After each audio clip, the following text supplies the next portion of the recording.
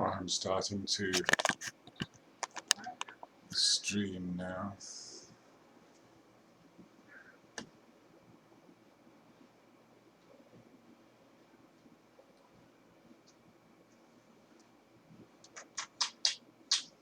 Daddy, Yeah. how did you do that face cam thing? Oh, it's just on the computer. Anyway, I'm starting now. Hello, Flat Earth researchers, debaters and debunkers. Just making sure the stream's okay. Hi, Plain Truth. Firsties, yeah. Am I coming through okay? Does the sound okay? Hi, the ham. Right, let's just try and see what's going on here. Oh.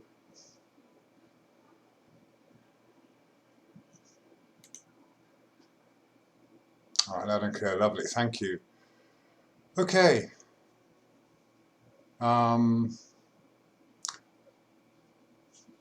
Yeah, all right. I'm just obviously I don't do this very often, so excuse my slowness here. Let's just see if everything's working okay. So hopefully you've got me somewhere and a nice picture of some sunsets and sunrises and some information that I wanted to share, basically some conclusions I've reached and a general discussion would hopefully ensue. So I'll get back to you all in chat later on. Thanks a lot for coming along. And usual thing is to maybe just start with what's been going on recently, I suppose, with you know, the usual arguments with the sun. The sun is always something that's brought up in discussions or arguments about flat Earth, and this, of course, is because we are going against the heliocentric model, which is centered on the sun. So pretty much all of the explanations that go along with the globe are somehow to do with the sun. And so, of course, this is one of the first things a lot of us will start looking into. And of course, one of the first things we come up with is the so-called proofs offered by Copernicus and shadows. And then we have these so-called facts about the distance to the sun, and I'm sometimes still surprised when someone will come up with the argument that day and night is a proof that we live on a globe. So I would like to just reiterate some things there which go with the heliocentric model. Maybe you can just see that text just below the camera there. What I really want to talk about here is this connection between the heliocentric model and the Gregorian calendar, which of course we all live by. And then this comes on to the physics for global politics, and then this institutionalized consensus that dominates today. So that's basically the theme of it. I've got a little bit of a presentation lined up with some boring text grabbed from Wikipedia and stuff about Copernicus and Newton, but it's definitely worth looking into because well, that's of course where a lot of this all started. So usually we have these demands from globe defenders for scientific explanations that you know, that offer up some alternative to the ones given for the heliocentric model. And of course we have these demands for alternative models, which is absolutely ridiculous because none of us have ever traversed the entire Earth. Nobody can actually say for sure the limits, the full dimensions of this Earth. So it's obviously important to point out at this stage for anyone coming along new to this, that there is no model being offered up here. There are no ice walls being offered up here. There is no assumption that the center of the Earth is at the North Pole or the South Pole. Either will work, and there are infinite possibilities. The only model that is being offered up here is the understanding that we're not on a spinning ball going around the sun, because that was just a decision. It was never a scientific discovery, and that perspective is the imaginary curve. And something as simple as a sunset and a sunrise has been, we've been taught and conditioned to interpret sunrises and sunsets and everything we see in the sky as being because we're on a rotating spherical Earth. And when you do actually think about it, and when anyone actually makes the effort to investigate it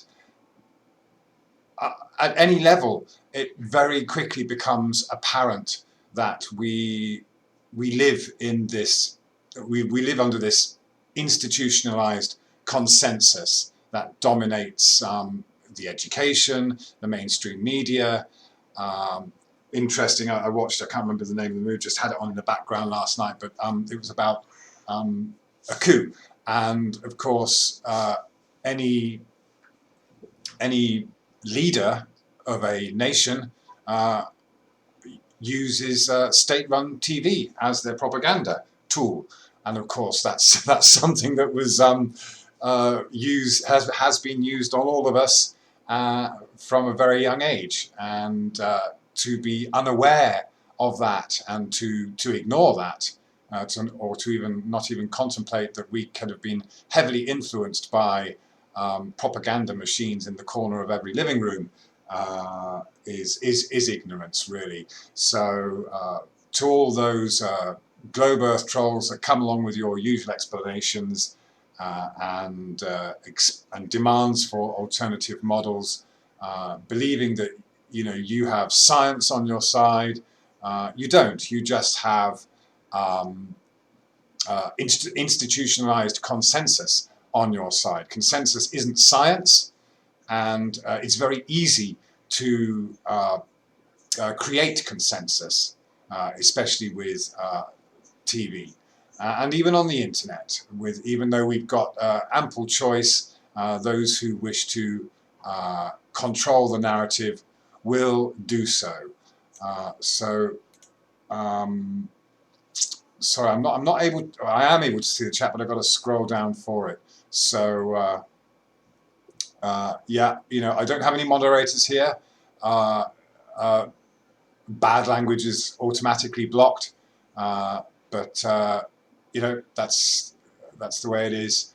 I only ban people when they get very abusive. So something I'm often blamed for is for banning these globe defendants, and I welcome debate, but it has to be constructive. And really, when we talk about debate, it's more about what is this place really? Where are we? Who are we? And this is the main thing we're dealing with here, isn't it? We seem to have these are the burning questions that we all have. The how, the what, the where, the why. Are we here? And these are questions that we all want answers to, and none of us actually have. None of us. But of course, with this heliocentric model and a Big Bang creation story, no different to any other religion's creation story, we would appear to have some answers. And again, those answers have become consensus. They have just been repeated so often that oh, I'm getting a little bit too much sound here. Just a minute. Let me turn that down a bit. Okay.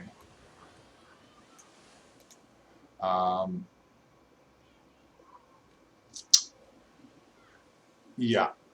Sorry, just got distracted. Had to turn down some sound on the video there on this video. So, yeah, let's get right into it. What should I try and do? You can probably see the document there that I've got open there. So it's really quite simple. I've got to open up this document myself here. We have the heliocentric model, the Copernican model. I mean, obviously, heliocentrism and the whole debate per se has been around for centuries and millennia. And it's, this isn't the first time that a heliocentric model was suggested by all accounts. But obviously, Copernicus was someone who kind of solidified that in writings, and it was eventually brought out. His book was actually completed. Apparently, again, I'm just going on what we're told, the official story. And this is the thing, with these things. If you just read it from a pragmatic point of view, then the way we are told these things doesn't try to make a case for a globe, doesn't try to say that any of this is any proof.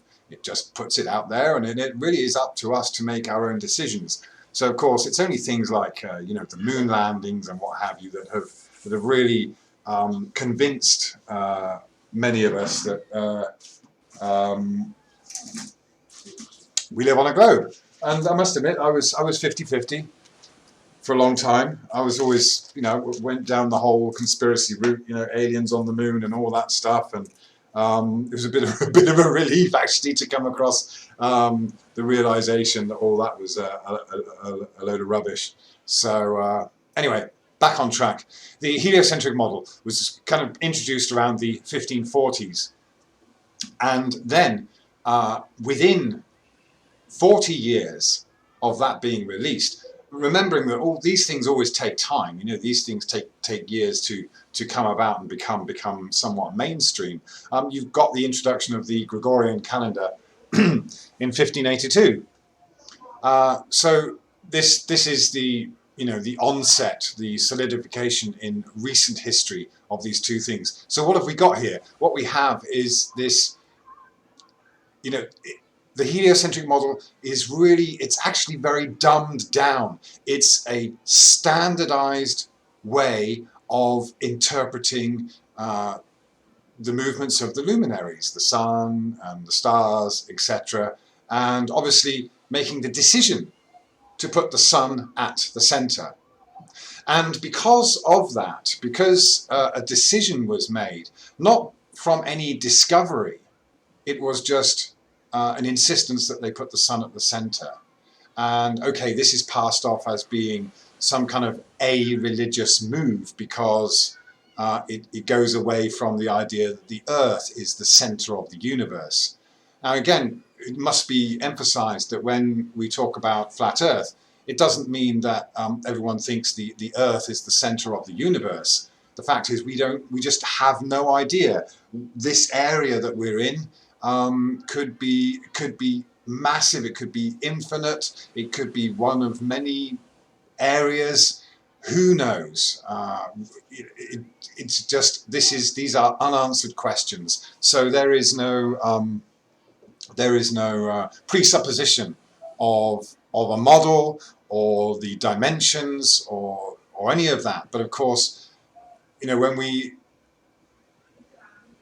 given these proofs of the sun as appearing to prove the dimensions and the shape and the size of the Earth, just simply from putting sticks in the ground and measuring shadows. And it must be understood as well that when the argument is used that the science has become more accurate, the only thing that's become more accurate over the years is the precision in which one can measure the shadows, for example. Maybe now we can measure them down to the nano centimetre or something, simply because the technology has improved in order to do that. But the method or the translating what we see from the shadows being created into an imaginary curve hasn't changed. It's still the same. There's a word I'm looking for, and it's a really easy word, but conversion. of that. So then we have the Gregorian calendar. And of course, the Gregorian calendar is a solar calendar. So these two really go hand in hand. And it is ironic that they came out at the same time. And I mean, you know what? I've got more written down here. I'll just go through it. So we'll just may as well just. Sorry to bore you with details. Let me just check that that's coming through okay. Yeah, okay. So what I want to point out here is that Copernicus was also responsible for the standardization of money. This is something he did in 1517. He derived a quantity theory of money, a key concept in monetary economics. And in 1519, he formulated an economic principle that later came to be called Gresham's law. And it's really quite simple, really. Under Gresham's law, good money is money that shows little difference between its nominal value, the face value of the coin, and its commodity value, the value of the metal of which it is made, often precious metals, nickel or copper. So, of course, you know, for example, you know, if a coin is made from a precious metal, it really does have a value, and its weight will have a value. In fact, Thai money is called baht because gold is the weight measure of weight for gold is called the baht. So they used to have a baht coin, which was the equivalent of a weight of baht. So people often buy a baht. You buy necklaces in half a baht or a baht. So that's what the Thai money system is based on. Obviously, the money these days is the same. In fact, they actually. I read that Thai coins and money is made at the Royal Mint in the UK. I've no idea how they actually ship it here, but that was really interesting because, I mean, yeah, the coins are very similar. But what we're looking at here is the standardization of money.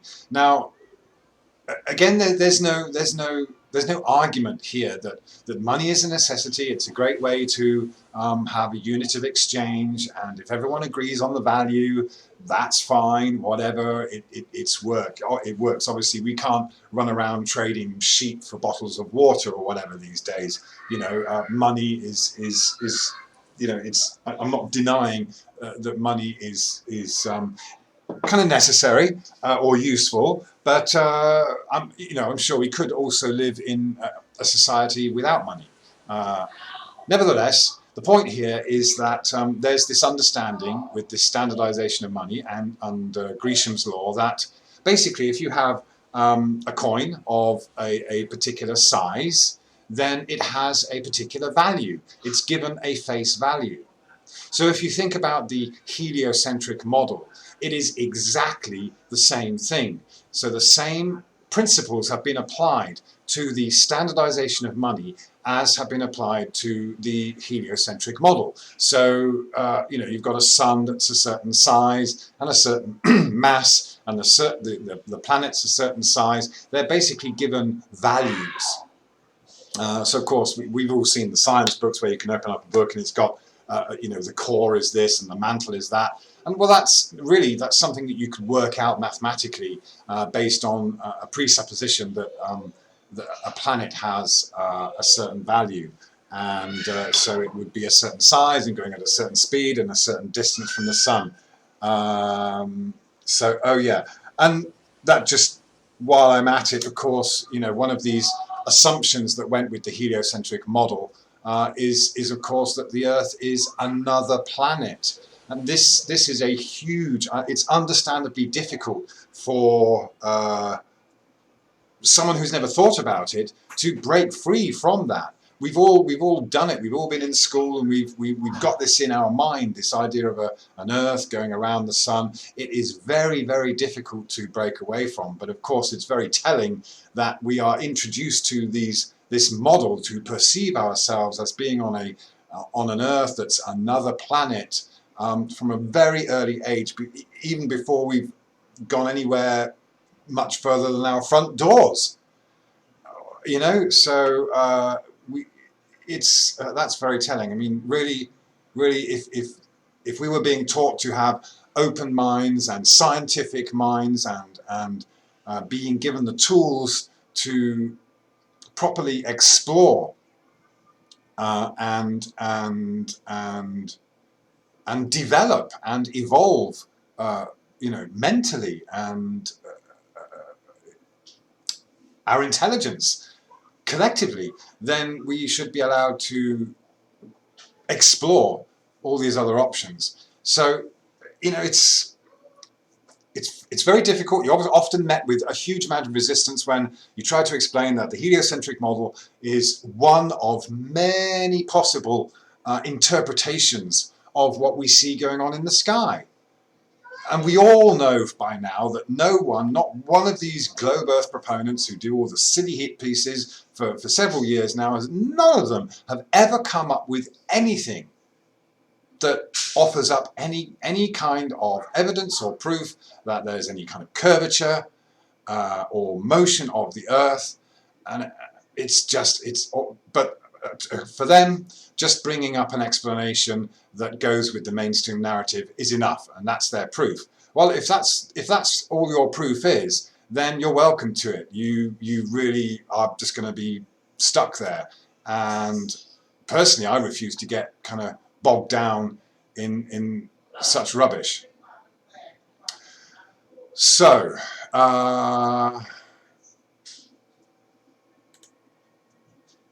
so there we go. We have this.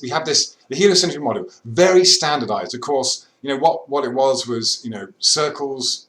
Everything's doing circles around the sun, and a lot of things were kind of forced to fit into that.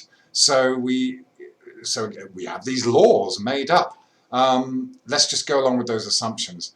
So, do you see the connection there with the standardization of money and the heliocentric model, which is a very standard way? It's basically how can we dumb this down, make it as simple as possible? Oh, we'll put the sun at the center, and we'll have everything doing circles around it. Yeah. So here, I've been through this before, but it's worth going through again. Because we haven't got science, we've got assumptions, and these are the assumptions that Copernicus had to make. Number one, there is no one center of all the celestial circles or spheres. Okay, so there's this assumption of circles or spheres in the first place, and there is no one center of all. But to be honest, that's fine. Again, no one's trying to stake a claim on where the center of the universe is. So there's no issue there, really. It's just reminded me of something I read in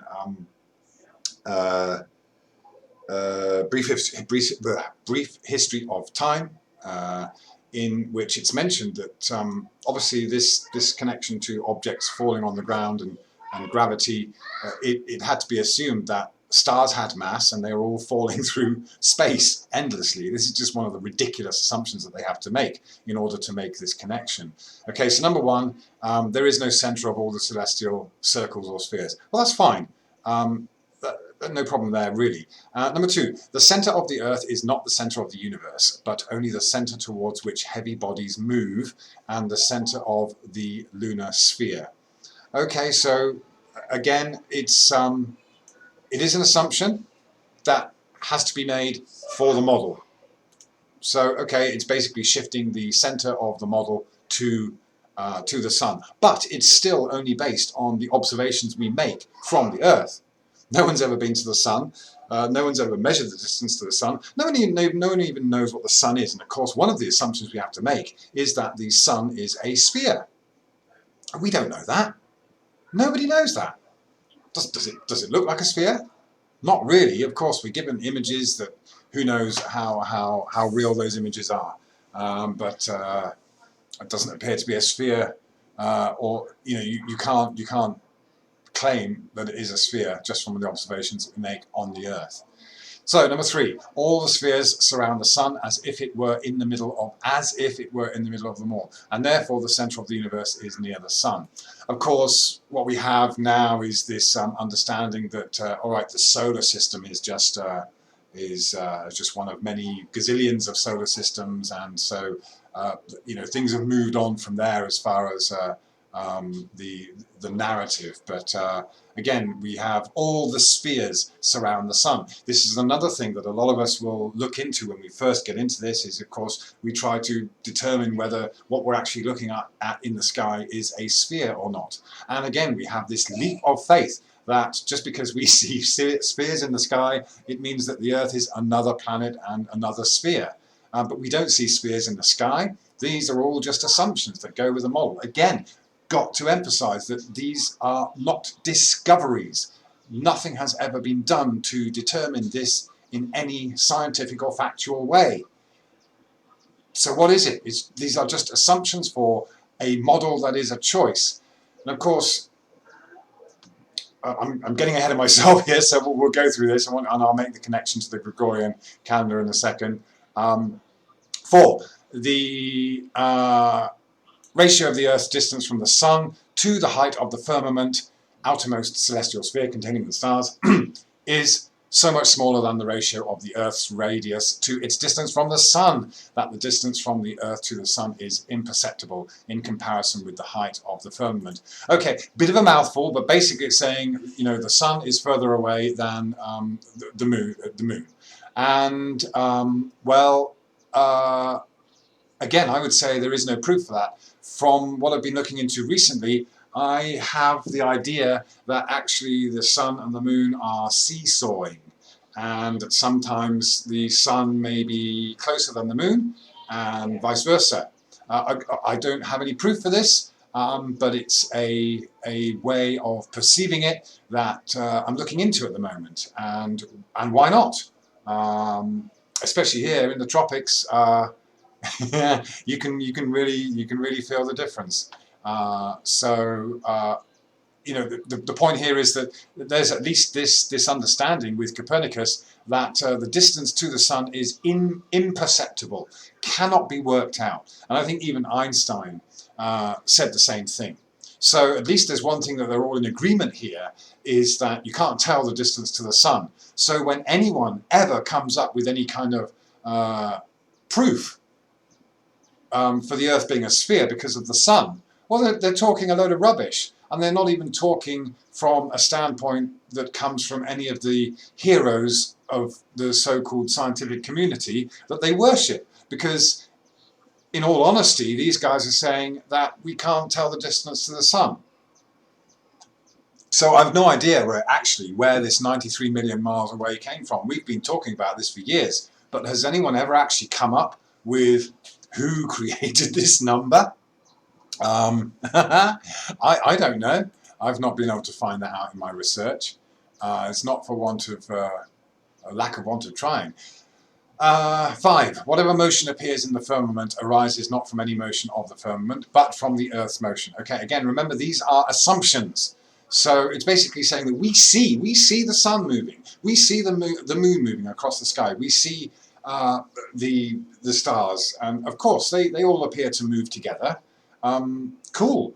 And it may be a little bit difficult to imagine that that is something that's actually going on, this whole firmament moving. But either way, we don't have any kind of proof whatsoever. And if there is some kind of firmament up there which would seem a physical necessity because we're in a pressurized environment, then there's no reason to... I mean, again, the possibilities are endless. They are infinite.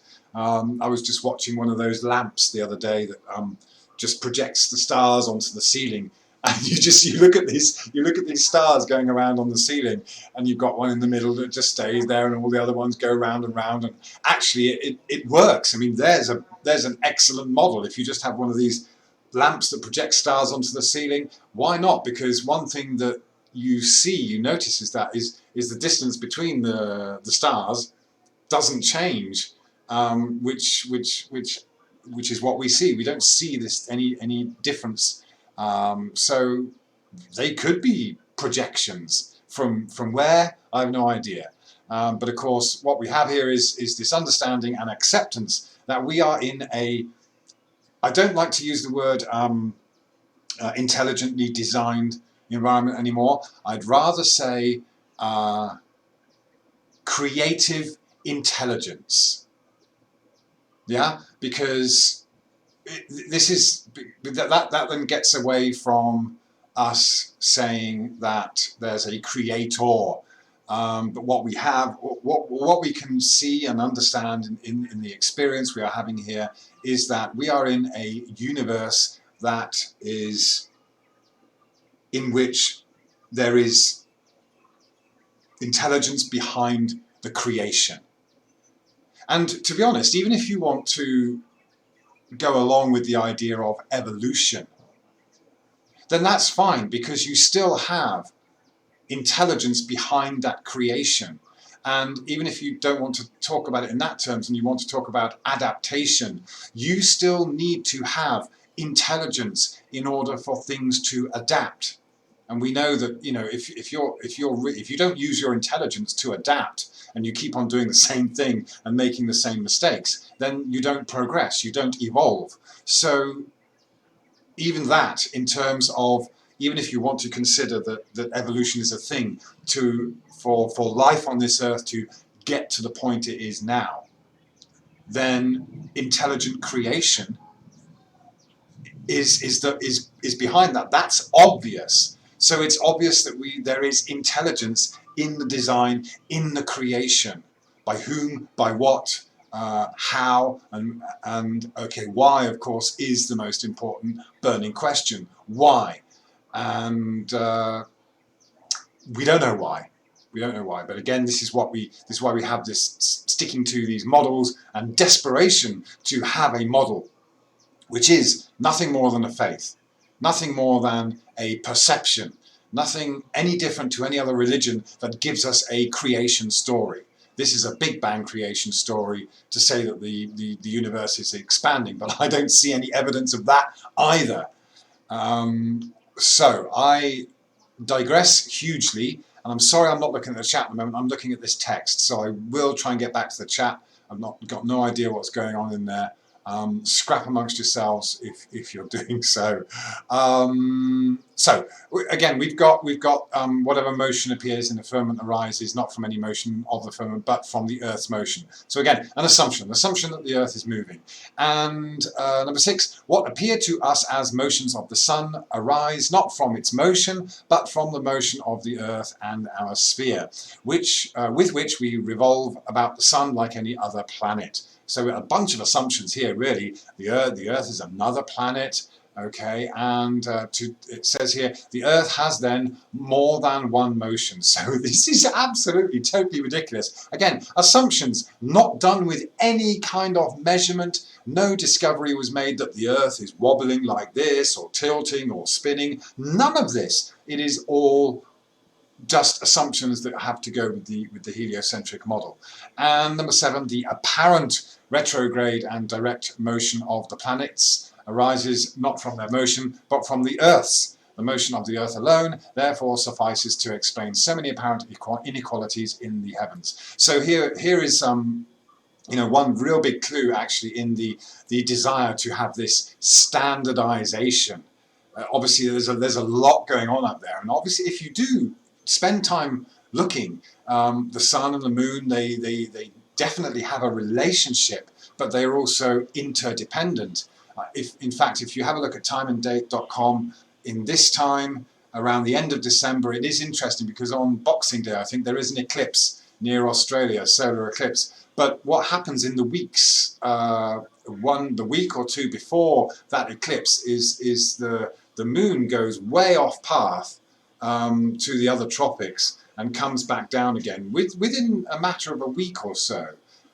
And so this isn't anything to do with... So what is this? What is this? Why is the moon suddenly appearing, in a different place, way off path, and coming back down again for this eclipse to occur? You can't explain that with any kind of regular spin or orbit motion of a globe Earth. And if the moon is said to be in some kind of what do they call it? Tidally locked to the Earth, then there's no reason for the moon to be doing. If you've got the globe and you've got the moon kind of buzzing up and down, and not at any regular intervals, it will just go along for a while on the same path, and then all of a sudden it jumps up and comes back down again, and boom, you've got an eclipse. So again, these are all signs of intelligent creation. They're not signs of an accident, and they're not signs of us being on a spinning globe. Absolutely nuts to assume that it is. But again, it's there in black and white. These are assumptions. They're not proofs. They're not measurements. They're not science. They are assumptions for a preferred model. And of course, this decision to use the sun, put the sun at the center, is arbitrary, because you could have the moon at the center of your model. And of course, we did use a lunar calendar for a long, long time. So that kind of takes us on to the Gregorian calendar and all that. Let me just have a look and see how things are going here.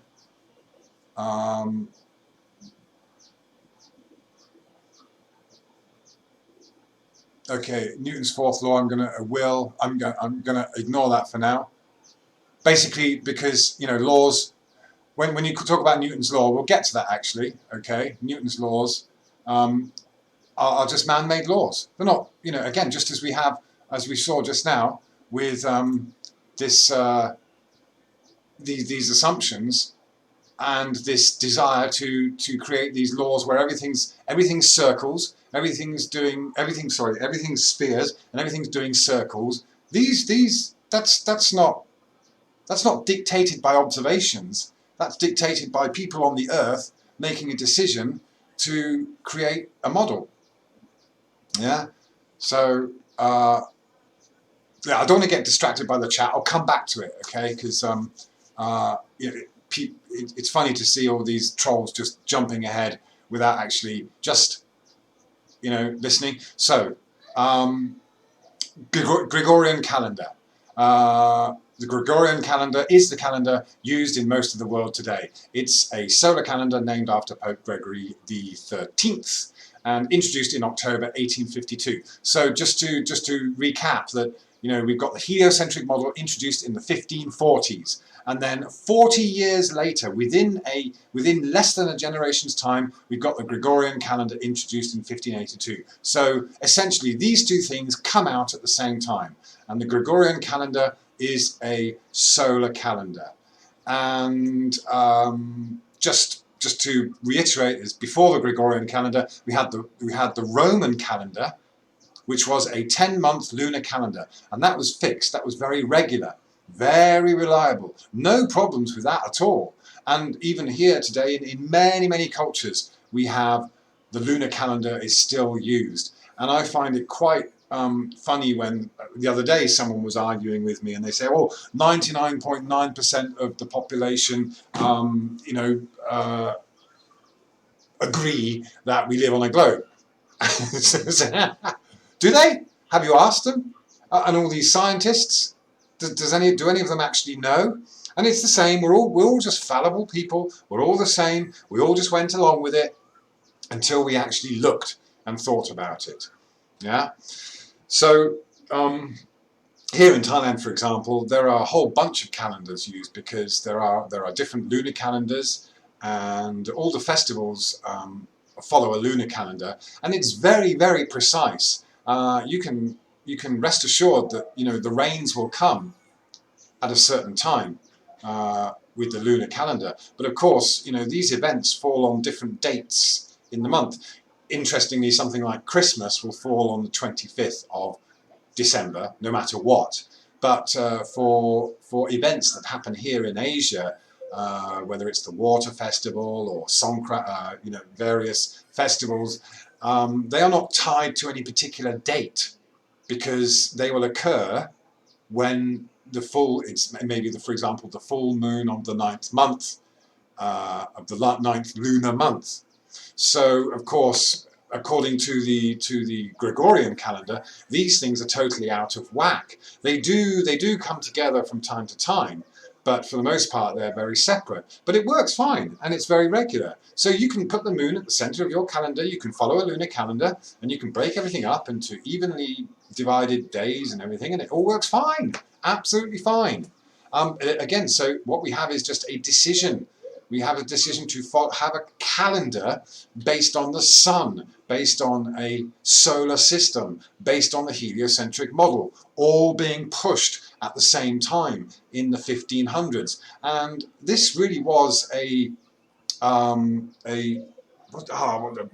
lost for words. It's a shift in consciousness. There's another word for it, paradigm. It's a paradigm shift. And Adam from Level Plane Observer, Adam pointed this out to me the other day when we were discussing it, that the printing press came out around the same time. So what you have is these things being pushed en masse with the, so we really do have this paradigm shift. And any one of us that's watched the media will realize how these paradigm shifts are carried out through the use of mass media. I earlier on mentioned state TV and how it is a propaganda tool, and it still is. And if anyone who's unaware of that is living in cuckoo land, because it helps generate consensus, whether it's people talking about Brexit or the election. It's just, and okay, we're going to come on to consensus in a minute. Again, running ahead of myself. Roman calendar worked fine, and it does even today. The Muslims, for Ramadan, they got a pretty good idea when it will occur each year, but they do wait until the observations have been made for a precise sliver of the moon is visible. And it's then that they announce it to the world, to the Muslim world, and then they all begin to celebrate Ramadan. So this is something that's, again, these cultures and societies have been tracking the moon and the sun for millennia, and none of them ever used a globe. So it really winds me up when you hear people claim that only the heliocentric model can make predictions. Absolute tosh, absolute load of rubbish. And again, a model is nothing more than knowing the time and the date, or the time or the position that a luminary will appear, or its location. That's it. That is the model. It's just knowing that, and 12 months goes by, or 10 lunar months, whatever, and you've got it. You've got your model. You can make predictions of when the paths of the sun and the moon will pass for an eclipse. You can do that. Anyone can do that within a month of making their own observations of the sun and the moon. You can do it yourself if you just watch the paths. Maybe give it a couple of months, and you'll see, and you'll be able to see that there's a point when the two will cross. And these are all done from earthbound observations, and that is the extent of any model. The heliocentric model is nothing more than an illustration, where, like a clock, where some parts move, other parts don't. So you can decide which does and which doesn't move. And of course, if you think about it, it's really, really simple. It's so simple that if you decide to put the sun at the center, the only way you can justify night and day on the Earth is to perceive the Earth as being a rotating sphere. It has to be that way for the model. So again, nobody ever discovered that the Earth was a spinning globe. Nobody. This is not a scientific discovery ever. But what it is the realization that if you decide to put the sun at the center of your model, the Earth has to be a rotating sphere in order to justify or explain away night and day. Because obviously if the Earth is level as we see it and physically know it to be, but you decide that the sun is at the center, then of course you're going to have constant day. You can't, so they had to think of, well, what can we do to make this transition from night and day? Had to be a sphere. So the Earth had to be a sphere, simply because they wanted to put the sun at the center. That's it. That is it. Everything else, all the explanations, have come from that. There's no other reason whatsoever, because, it doesn't matter. There is no way anyone on this earth would look at a sunrise or a sunset and decide that it was because the earth is moving. I'm just going to start up my video again, just a second. Get that back on. I don't know how long that's been blank for. All right. Yeah. No other reason whatsoever. It's never been done. And all you gimps doing hit pieces, why are you just perpetuating such rubbish?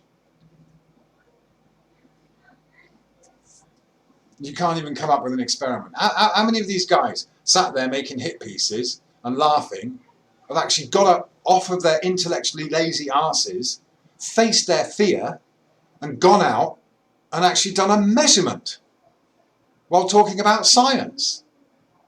They are nothing more than preachers, preaching their religion.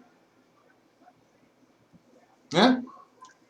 And the only way they just have to go on the attack. That's all they can do.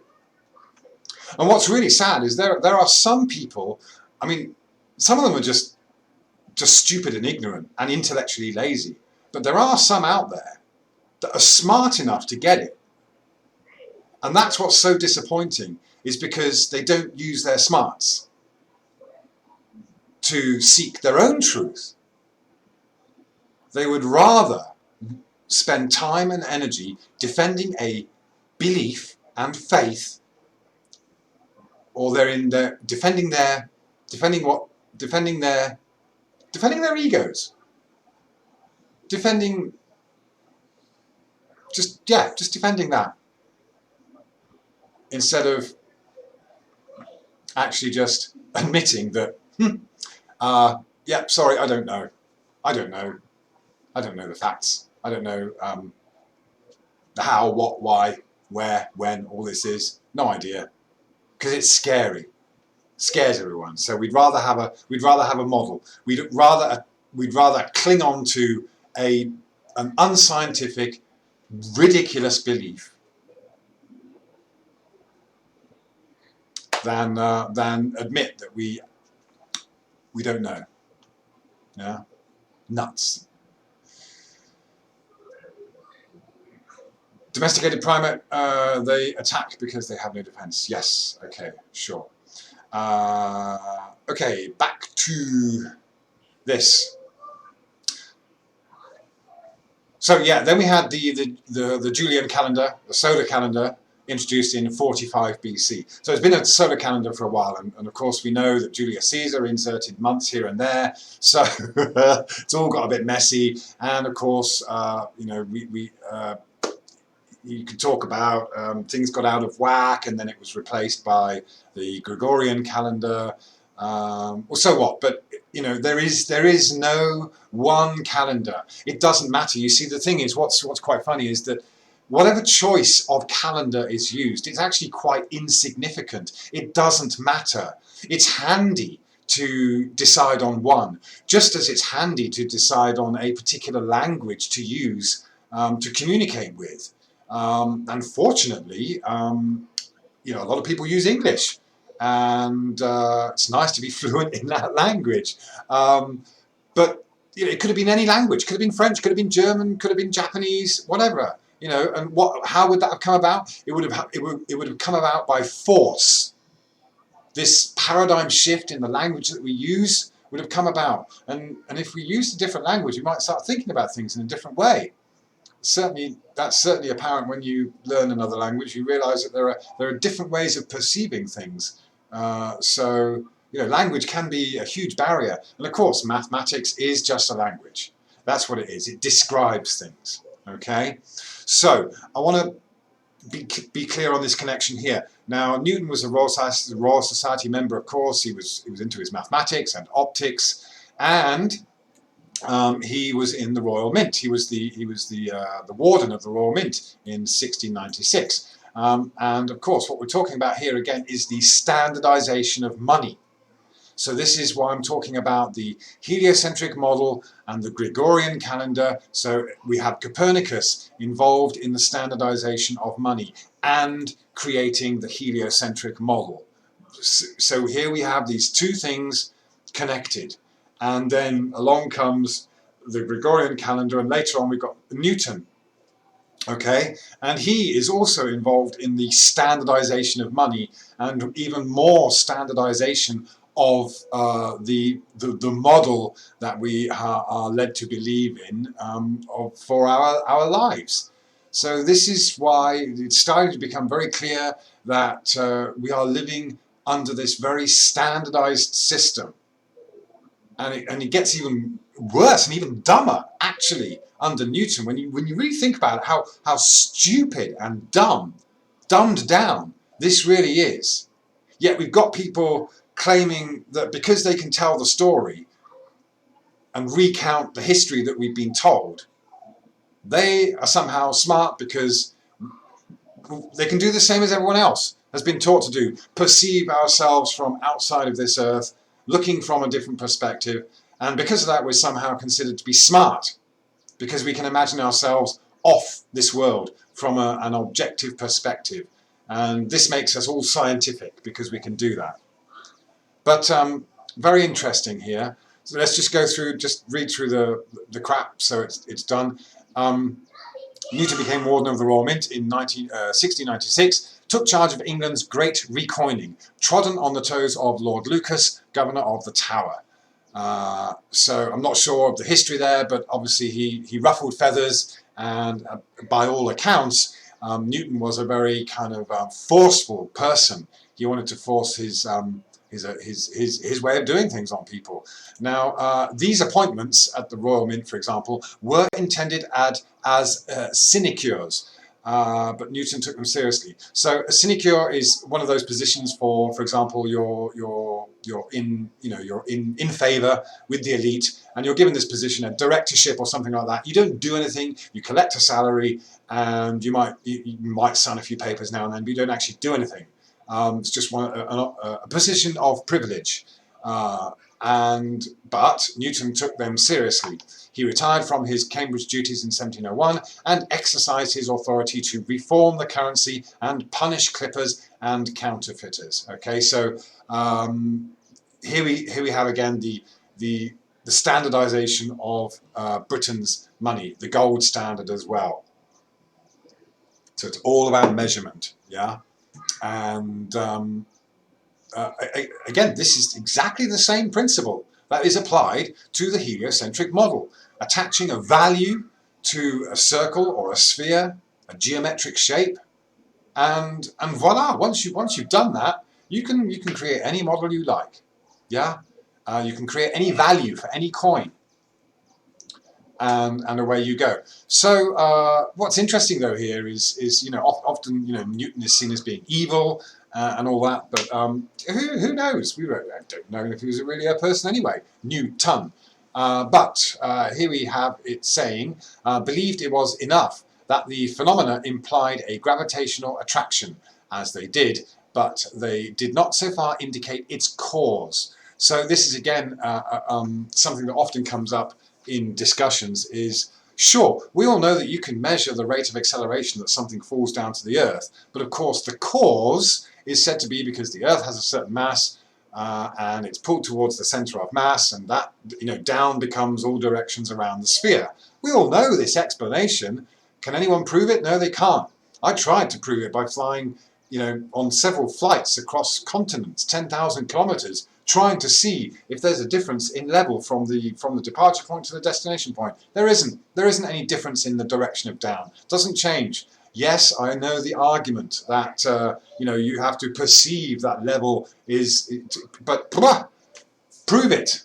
We can all perceive it. We can all see it. It's not that clever to be able to do so. But what can you prove it scientifically? No, you can't. So, now, okay, indicates cause. And it was both unnecessary and improper to frame hypotheses of things that were not implied by the phenomena. Okay, so can we really try and be clear here that Newton was not claiming any cause of gravity. So it doesn't really mean that he was claiming that gravity was towards the center of a sphere. All he was claiming is that, well, okay, by this time they're being able to measure the rate of acceleration and call it gravity.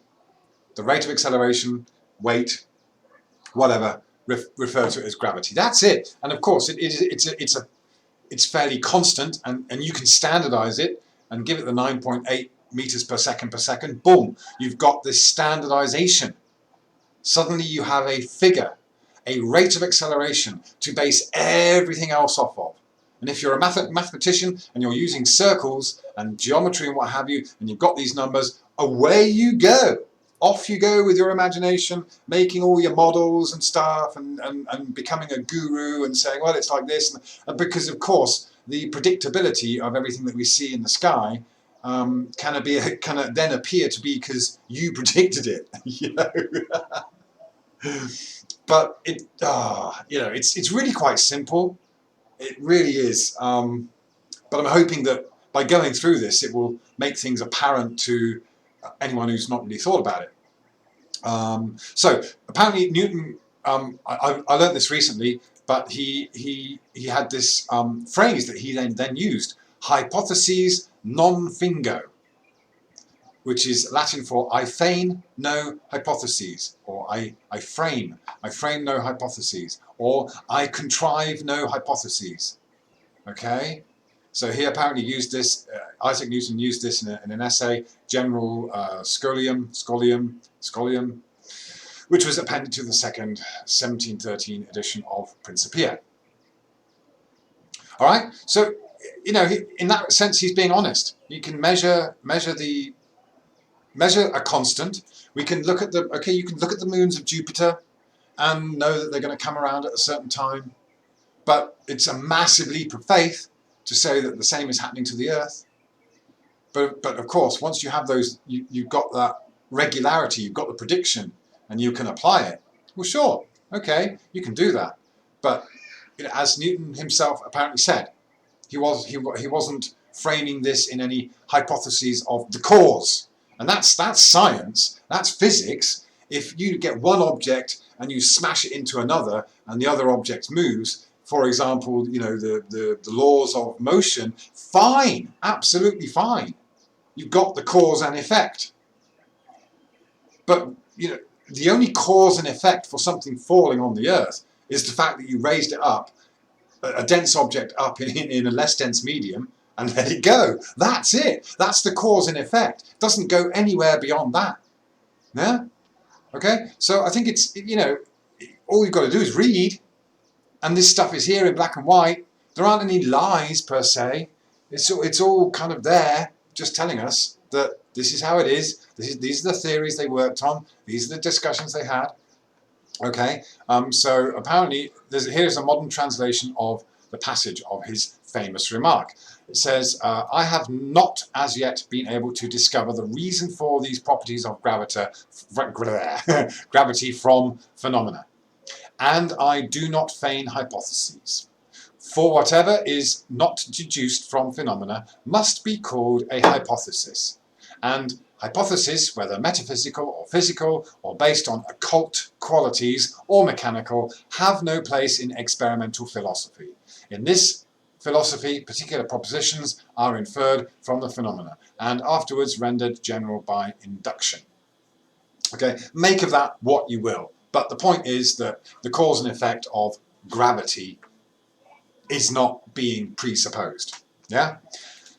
And we'll just go on with this. The 19th century philosopher of science, William Whewell, qualified this statement as, he said, it was by such a use of hypotheses that both Newton himself and Kepler, on whose discoveries those of Newton were based, made their discoveries, Whewell stated. What is requisite is that the hypotheses should be close to the facts and not connected with them by other arbitrary and untried facts, and that the philosopher should be ready to resign it as soon as the facts refuse to confirm it. Yeah. So we, basically we still have these, so-called facts that the Earth is a globe spinning around the sun. Never been proven. So it can stay right there as an idea, as yet unproven by physics or science, yeah, or scientific endeavour. All right, so in Principia, Newton formulated the laws of motion and universal gravitation that formed the dominant scientific viewpoint until it was superseded by the theory of relativity, Einstein. Newton used his mathematical description of gravity to prove Kepler's laws of planetary motion, account for tides, the trajectory of comets, the precession of equinoxes, and other phenomena, eradicating doubt about the solar system's heliocentricity. So, of course, he would have appeared to have solidified this, but again, all we're talking about is the predictability of that and being able to put numbers to it. So what do we,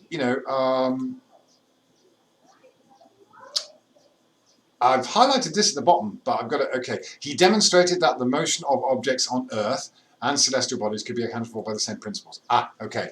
Yeah, I just really wanted to say that again, this is what Newton's done is basically said, okay, we can measure the rate that something falls to the Earth, the rate of acceleration, and then we can apply that to the mechanics of the universe.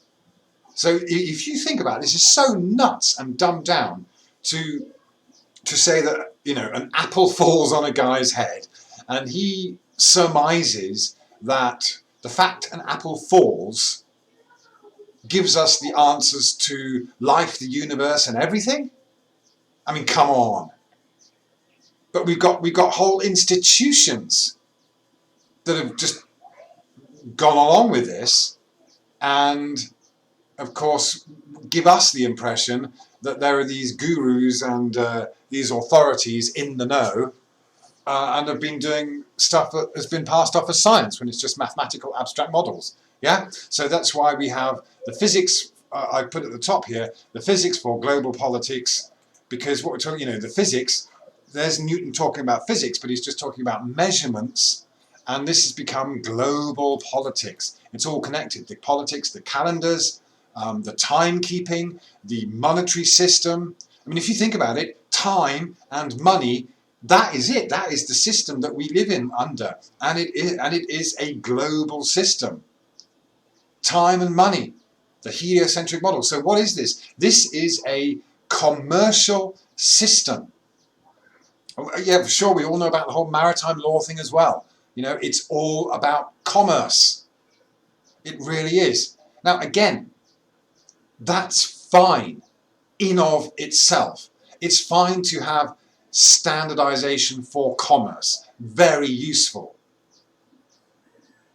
But that's it. A standard timekeeping mechanism, standard money, fine.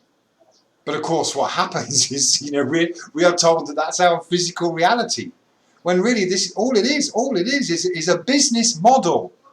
That is all it is, a business model that has been adopted by many nations. And of course, we get the argument that if we were fighting with the Russians, why didn't they dob us in about the moon? I mean, that's just so asinine to not even realise that countries are playing these games like we play chess, because they don't go onto the battlefields themselves.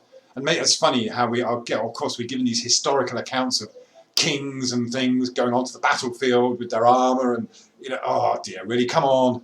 Now again, it's just storytelling. It's just storytelling to bolster us, and propaganda. It's just propaganda. Absolute propaganda. I mean, I bet, for example, a lot of the time you can't even remember. A lot of us won't be able to remember clearly the events that led up to the Iran or Iraq invasion. It was just all. There was a plan in place, and it was done. But now, can we see clearly how that was done? It's still all very blurred, and but the propaganda was there, the propaganda machine.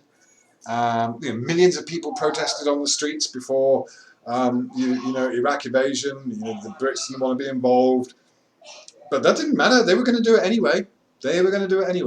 Yeah. And it's funny actually when I think when Scotland was going to get its independence, was pushing to get its independence from the UK. All of a sudden you had the Labour leader, the Conservative leader, and the Lib Dems off up to Scotland, teaming up together to dissuade the Scottish public from severing ties with Britain. I mean, and they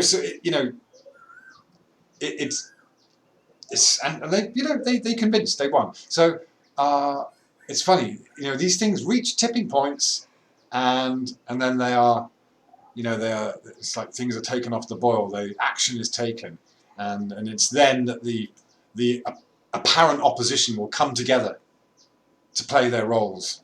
Yeah. So this is all just it's just politics, just all nonsense, just all games, theatrics. Yeah.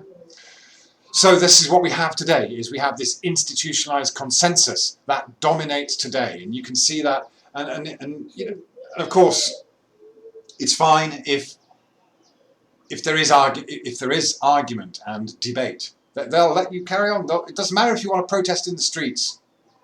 Go ahead. That's your right to do it. But does it make a difference to the decision that will be made? No. Do even the people debating in the House of Commons make a difference? No, they're just playing the games. That it's been decided what's going to happen. They're just playing it out. It's just it's this is very important to realise. So this is the connection, and maybe whether we've been through a reset or whatever it is, we have the heliocentric model, the Gregorian calendar, solar calendar introduced. We have really dumbed down physics and this assumption that we're on a spinning ball and dropping something through the air can prove the mechanics of the universe until we have this global economy that we're in right now. Yeah? So in many ways, mission accomplished for these, the elite. They've done their job. Because here we are wasting time arguing with twits who have never done a scientific experiment in their life, and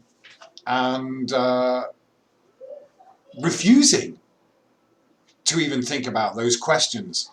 And so again, what are these questions we have? The what, where, how, when, and why. And of course, it would appear with these abstract mathematical models that we've got this kind of what. Oh, it's balls of matter spat out after a big bang, clumping together because of gravity. When, XX gazillion years ago.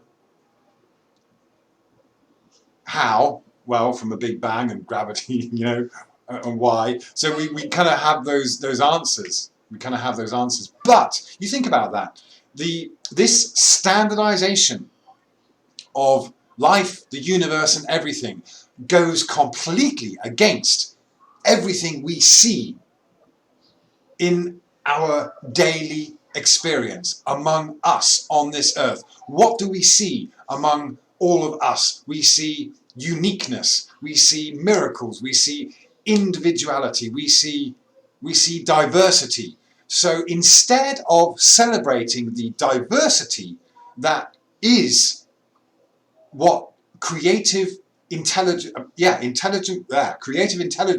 produces or is manifesting on this earth, instead of celebrating that, we are instead opting for a dumbed down, standardized, heliocentric model, a Gregorian calendar for our timekeeping, and a monetary system that has us enslaved.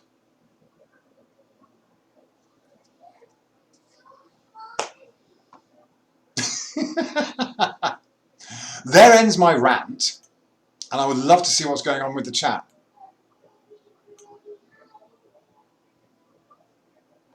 Let me go back through.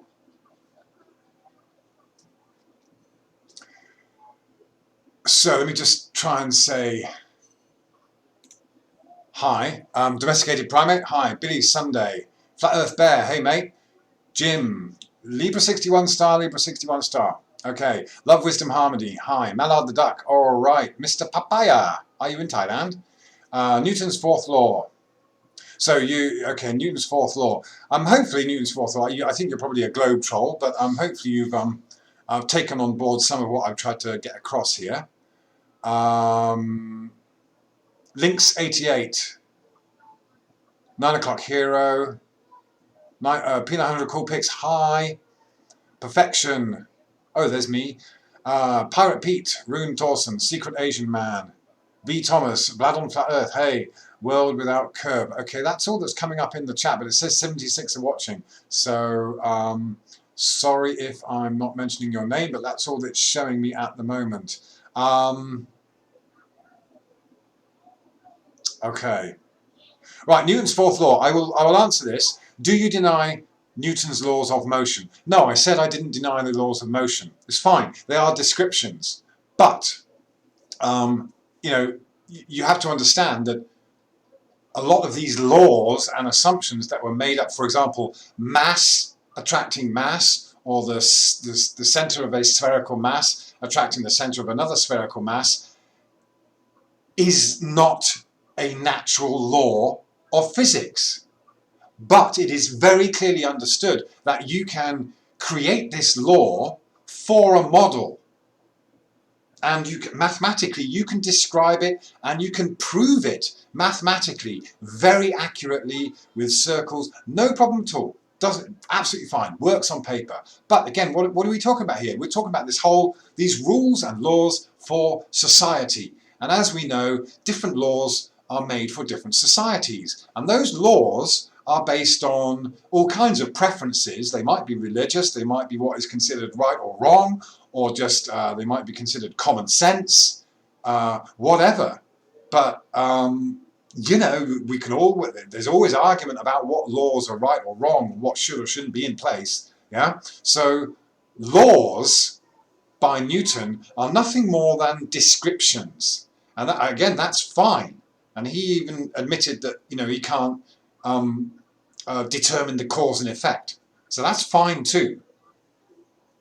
So again, you've got to understand that there is no. The idea here isn't to go against all this, but it's important to be very clear about what's actually being said by these people. Yeah. So, and the difference between mathematical models and physics. Okay, so I hope that's answered your question, Newton's fourth law.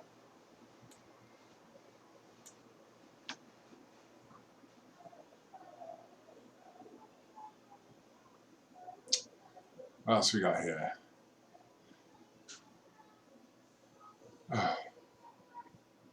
You see, this is you know, Newton's fourth law. You've got this, you know, Tesla also fell in love with a pigeon. Does he hold the true meaning? So, you know, what has that got to do with anything? I mean, how do you know what kind of propaganda you're repeating? Just as we might, you know, imagine that Saddam Hussein did this or did that because we were told by the mainstream media that's what he did, so we should go and invade. You know, this is the kind of crap you've got to be aware of and awake to, and you can't take things like that and own them and use them as a stick to bash someone with. That just shows how childish you're being. It just shows how ridiculous your arguments are if you have to resort to that kind of statement to try and prove a point. And that's all we ever get with these hit pieces is just repeated nonsense and repeated claims that have no bearing in reality, but they feel safe because that's consensus. And of course we've got this very, very troubling understanding or acceptance that consensus is fact. Oh, you know, I mean, just for example, American politics, which is more prevalent than the British politics. But I mean, you know, the consensus is that you have two parties. So basically, it's a race between two people to decide who will be the country's leader. And you've got 50% of the population going for one, and the other 50% going for the other. Okay, sure, you've got a few that abstain. But what you have here is millions of people who believe that they are right because of consensus. And they have no idea about what's actually going on behind the scenes. None at all. And actually, it's funny because I've seen on Bob the Science Guy. It's quite funny because one of his hit piece videos about me, there he is. He's talking with someone else, and they were talking about voting. And it was just obvious from the way they were talking that they're basically saying that, flat earthers shouldn't be allowed to vote. Well, the thing is, if you believe that your vote makes a difference, then you are very detached from reality. You just don't get it. You have no idea where us lot are coming from. So you're lost. No wonder you're all confused and you don't get it. Yeah? Wow. Yeah. And usual thing. Last time I'm addressing you, Newton's fourth law, because he said, gravity is magic to you because you don't understand it. No, we all understand it. We've all been taught it since we were kids. We all get it. It's not really that smart or clever to be able to perceive it. But if you're going to use it as a defense of science, then prove it as anything other than measuring the passage of time. Maybe this is good actually, because this is the whole point I want to get across here. What have we got with the heliocentric model, with all the so-called physics that goes with it, and the Gregorian calendar? What have we got? We are talking about the measurement of time. Even when you talk about gravity, you're talking about the time it takes for something to fall, the time it takes for something to pass across the sky. Yeah, the time it takes to do a year, the time it takes for the moon phases. It's all about time. It's nothing more than that. And you can choose any method you like to measure the passage of time. Anything. Sand, water, whatever. It doesn't matter. But what they did instead was look up at the clock in the sky, which is a very accurate clock, actually, tell the time, and say, and then create all these different models from it. Or create one particular model when any number of models is possible. And what I would really love is to, again, demands for alternatives are ridiculous. Because what the whole point here is that you can look at the stars and the sun and the moon and all that, and you can tell the time any way you like. Yeah, you can do it any way you like. So there are an infinite number of models you might want to use. So there isn't an alternative, and there isn't an alternative map because we don't know the full extent and dimensions of this place. So those demands are ridiculous. But at the very least, if anyone wants to claim that they're bloody smart, is you should be smart enough and detached enough from your belief and your faith to see that it's arbitrary. Any model is possible. Yeah? That would show your intelligence, trolls. But you can't even go there. You cannot even risk giving up the globe as a model that you must have faith in for your reality.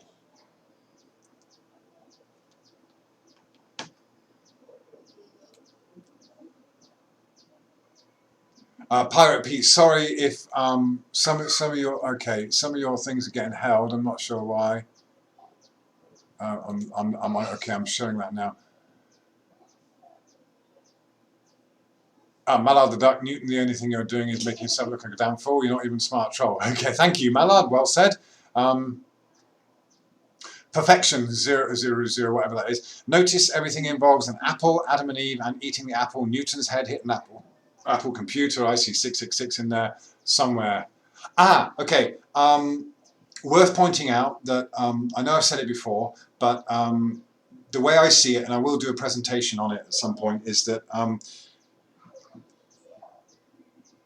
perspective is the imaginary curve, and it is, if you draw the triangle that represents perspective, then what you get is the base of the triangle at 66.6 degrees each, and then at the pinnacle of the triangle, if you're imagining perspective like that, you've got 46 degrees. I'm not sure I got my figures right, but split it down the middle is where you get the 23.4 degrees from. So yeah, 26.8 degrees. Okay, so you've got 66.6 and 66.6 at the base of your triangle, but that triangle is on its side, and you've got perspective going off like that. So these two angles of perspective, up and down on the vertical, are 66.6, and you end up, if you split that triangle down the line of sight, you end up with 23.4 degrees. It's actually quite beautiful. I am going to do a demonstration on this with GeoGebra, but I think that's where the 666 comes from. So it's not necessarily an evil thing, but it is perspective. It is. Now that's not to say that these are the actual angles of perspective, but if you want to use geometry or trigonometry to describe, to illustrate perspective, then you can use those numbers and boom, it all fits. And then you realize why the globe has to have two poles. It has to have a north pole and a true north or a geographic north, and two equators, and the tilt. Everything's 23.4 degrees difference, simply because what they've done, they really have, that's the number where they've converted perspective into an imaginary curve. It's basically the bottom of the triangle that makes up the surface that we ignore, because all the measurements are done from the horizon. So as long as you reach the understanding that the horizon is your eye level, yeah, and then this angle beneath your eye level is 23.4 degrees. It's the missing 23.4 degrees that they have to pass off as the celestial equator or whatever. But I'll do a demonstration on it hopefully later on. So yeah, 666 does tie in there, but it's just the way they've played around with the mathematics. And again, it's really, there's nothing complicated. It really isn't that complicated.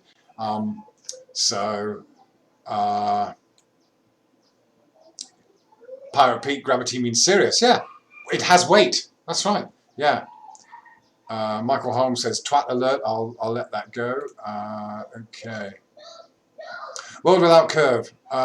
Curving and bending of space, time, or mass attracts other mass. Explain what gravity is. Newton's force.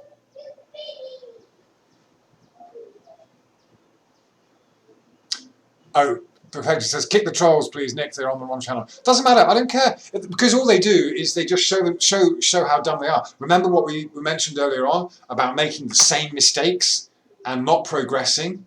If they're spouting the same old crap and they're not learning, then they show a complete lack of intelligence and inability to evolve, mentally, physically, spiritually, whatever. Leave them to it. Let them reveal how dumb they really are. It's fine. Yeah, Michael Holman, let them troll. V. Thomas, the alleged pulling force must have some mechanism to do the pulling. Can I demonstrate? Yeah, okay, all right. Okay, it's going to take me ages to go through these, because it's really... Whoop, whoop, whoop. All right, I'll tell you what.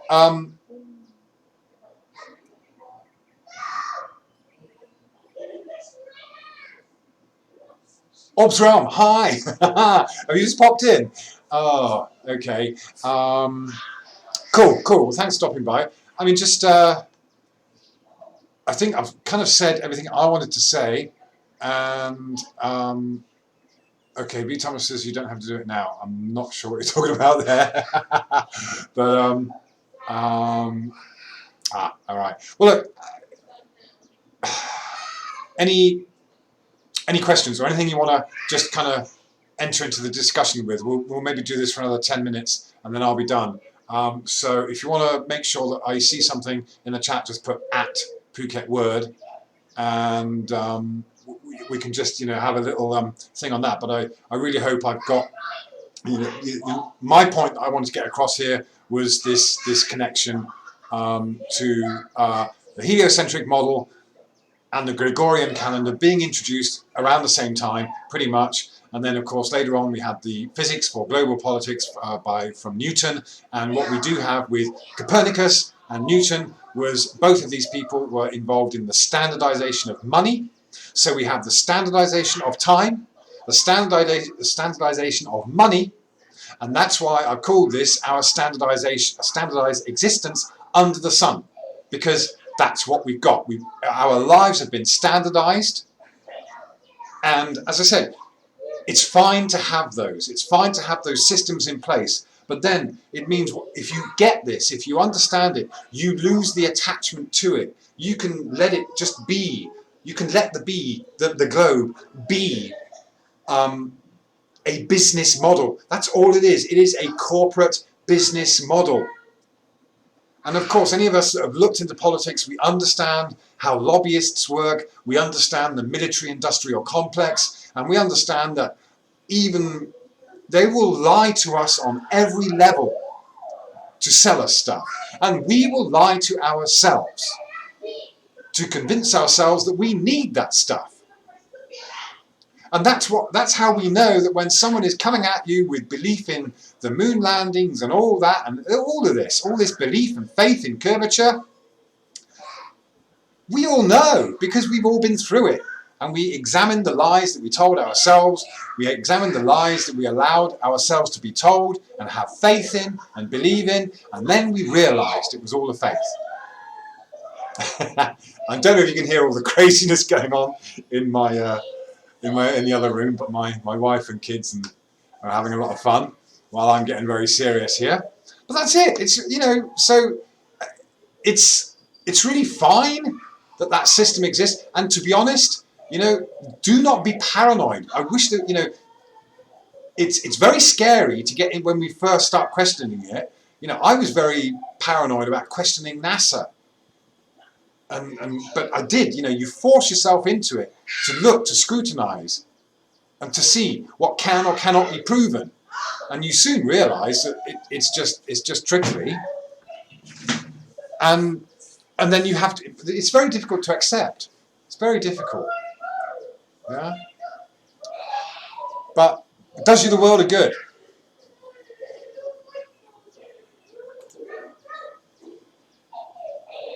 Matt Byman says, laws used to prove the earth is a globe, but in fact they are laws to imprison the mind. Yeah, I think that sums it up very, very nicely, my man. That is pretty much, I think, what I'm saying here, yeah. So it's taken me an hour and 20 minutes to say that. You put it into one sentence. Ian Mattison says, ballers for at least the last 2 years only have the same repeated arguments that have all been debunked. Absolutely, yeah. Yeah. Yeah, it would be great. It'd be great if they could come up with it. I'd be happy. I would go back to living on a globe if the proof was there. Perfection says, I still can't believe NASA have gotten away with deceiving us for so long. Yeah, it took a while, didn't it? They were at it a while, a good while. I remember in school having the TV wheeled out into the lunchroom while the shuttle was going to go off, and of course it didn't happen. There were lots of delays and things like that. Yeah, so I think it's again, it's to reflect on that, to realise that of course the teachers weren't in on it. And all those people, I was actually, mentioned this to a friend the other day, and it's quite interesting because I remember I used to install furniture for a company, and one of the places I installed was at the at British Aerospace in Bristol, huge offices. But what you would see there is people doing very compartmentalised jobs. You'd have guys sitting at computers, and so each person might have one particular piece of an aircraft that they were just playing around with on a computer screen, and it was their job to just kind of refine it, make it lighter, make it, whatever. And that's what they would do. So rows and rows of people at computers doing stuff, just working on one particular piece of an aircraft. Yeah, and then of course that same compartmentalized thing, and yeah, thousands of people working there, and ultimately to build some magnificent aircraft, but very few of them actually involved in knowing the whole thing. They're all just playing their little parts, and that's that's how it is throughout any of this. It doesn't matter what job you have. You don't know what your what goes into your some of the executive meetings if you're just a pleb at the lower level. Ian Matson says the movie Ad Astra, watch it and see how obvious the globe programming has become. Okay, Ad Astra, is that on Netflix or something? I'll look out for it. Yeah. So I think perfection. Sorry, just to finish off that perfection, whatever you want to call it, 0-0. It's funny. It's so easy to see, isn't it now? But if you think back, it did take a long time and it took an effort. It did take effort. It is a challenge. And that's the thing. The challenge isn't to come up with an alternative model. The challenge is for all you globies out there to see what you can prove. And then the challenge is to accept and surrender to the realization that you got nothing that you can prove. And no one's ever given you any proof anyway. You just assumed it and went along with it. Yeah.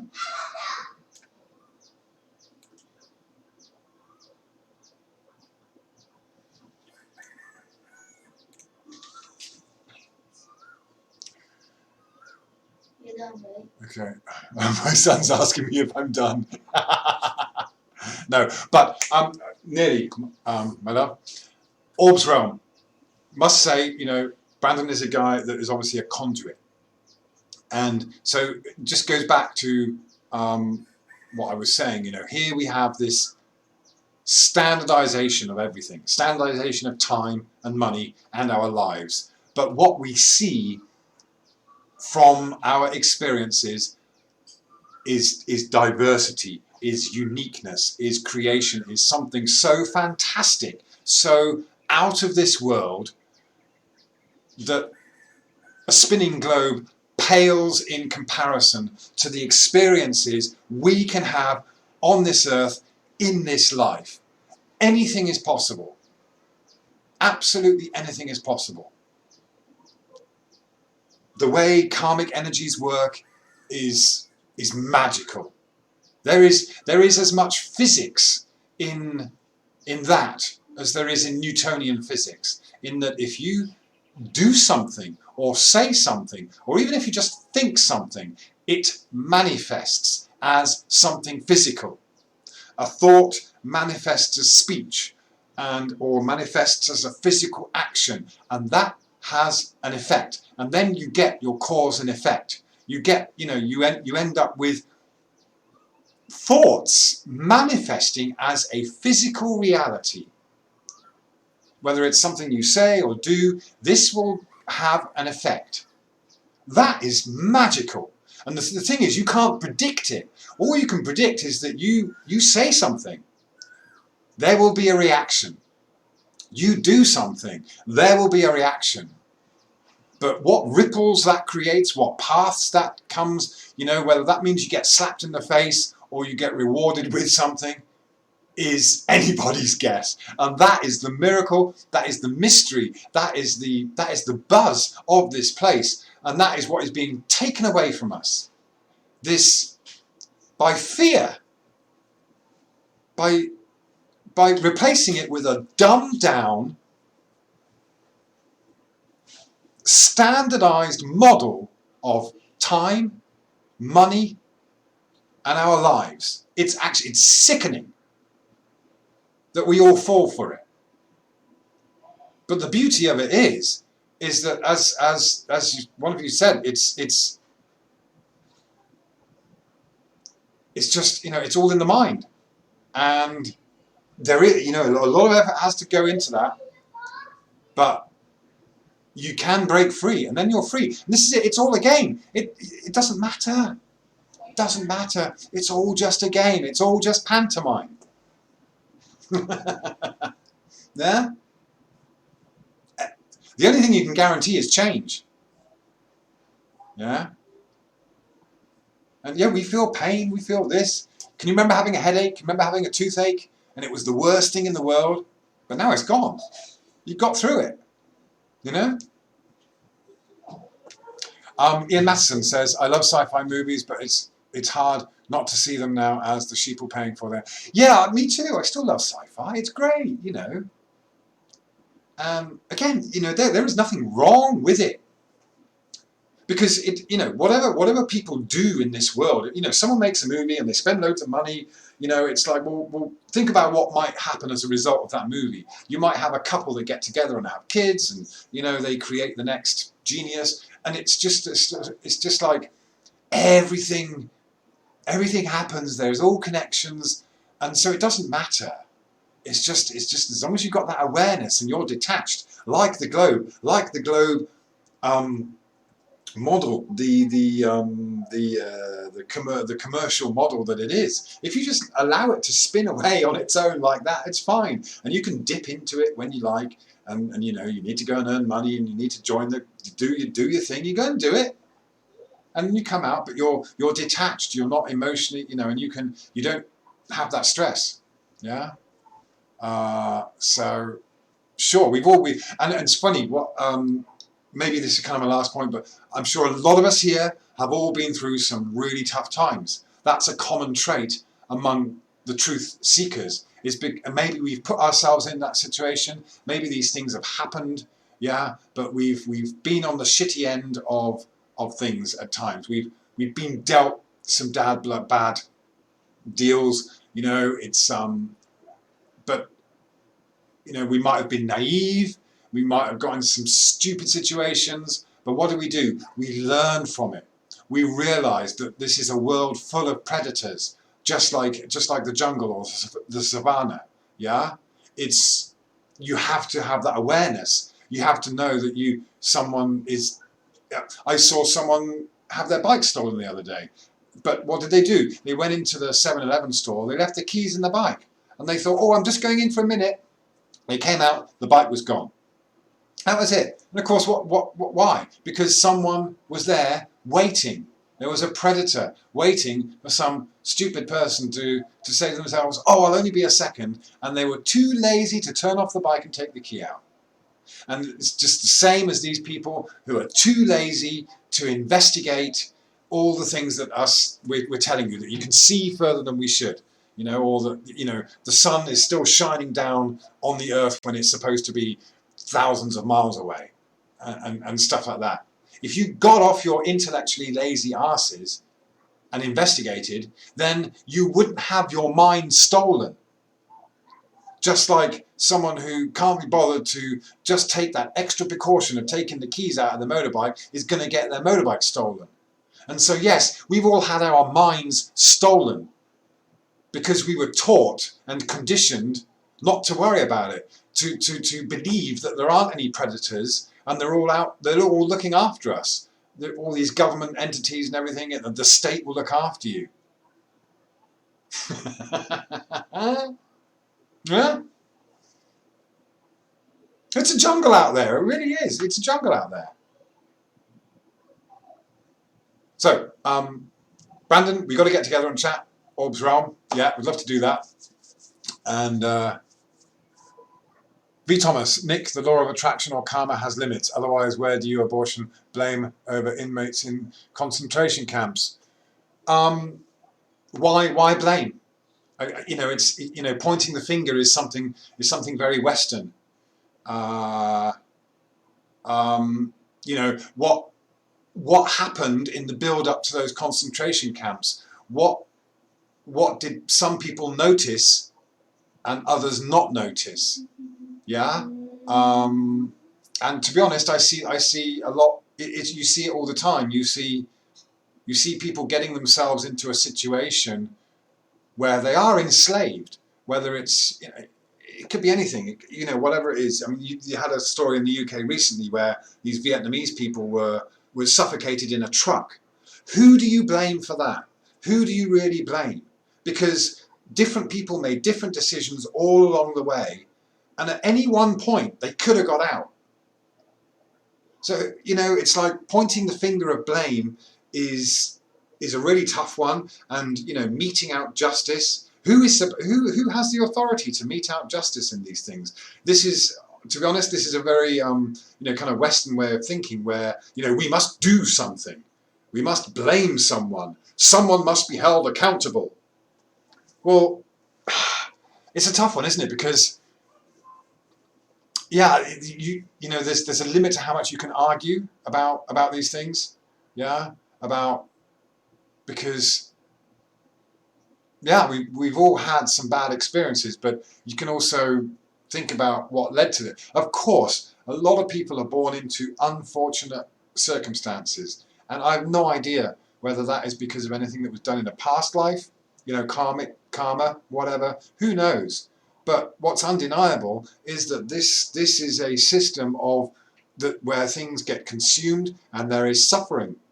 There is suffering in our life, whether we feel good about things or bad about things. Yeah, these are all forms of suffering that we experience in this physical existence. So to kind of talk about blame and pointing the finger is a really tough thing, because who are we to decide? Who are we to know? Again, this is it. We don't know. We don't know. If we did, that might help sort out this craziness. But of course, this is what we're dealing with. We're dealing with this unknown situation. It's like waking up and, well, how did I get here? Yeah, and yeah, but yeah, the truth is people will lie, and of course there is. And I think to be honest, that's what we're trying to do is point out the lies, and help people that are willing to help themselves. But as we can see, there are people that won't help themselves. So V. Thomas is asking, do you blame the victim? No, but and this is it. What this is like you can't standardize any situation. Every single situation is unique, has its own merits. This is the thing. How can you standardize anything that ever happens on this earth? Any interaction. It's all unique. It's all just going to lead off into a whole diverse range of things that are unpredictable. So